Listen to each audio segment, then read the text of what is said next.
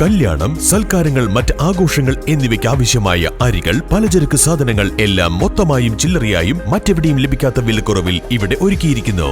New Kurikkal stores, Wandoor. കത്തുന്ന വെയിലിനൊപ്പം നിയമസഭാ തെരഞ്ഞെടുപ്പ് ചൂടിലേക്ക് വണ്ടൂർ നിയോജക മണ്ഡലവും. പ്രമുഖ മുന്നണികളെല്ലാം തങ്ങളുടെ സ്ഥാനാർത്ഥികളെ പ്രഖ്യാപിച്ചതോടെ പ്രചാരണ ഗോതയിൽ പോരാട്ടം മുറുകിക്കഴിഞ്ഞു. ആകെയുള്ള കുറഞ്ഞ ദിവസങ്ങളിൽ എങ്ങനെ പ്രചാരണക്കളം നിറച്ചു നിർത്താനാവുമെന്ന തത്രപ്പാടിലാണ് മുന്നണികൾ.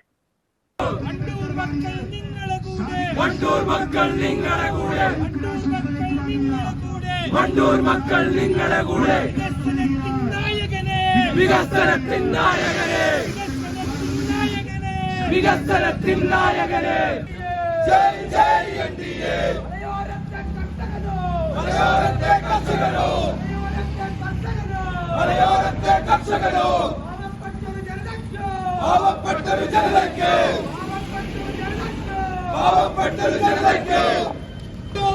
ഇടതു മുന്നണി സിന്ദാബാദ് വണ്ടൂരിന്റെ വികസനത്തിന് വണ്ടൂരിന്റെ വികസനത്തിന് വണ്ടൂർ മണ്ണ് ചുവപ്പിക്കാൻ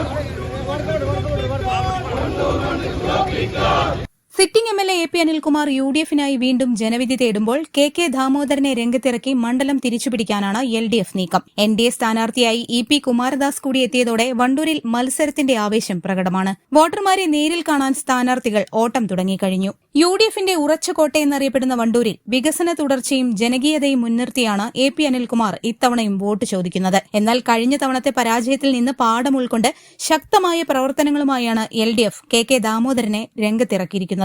കേന്ദ്ര സർക്കാരിന്റെ വികസന നേട്ടങ്ങൾ ഉയർത്തിപ്പിടിച്ച് എൻ.ഡി.എ സ്ഥാനാർത്ഥി ഇ.പി. കുമാരദാസും സജീവമായി രംഗത്തുണ്ട്.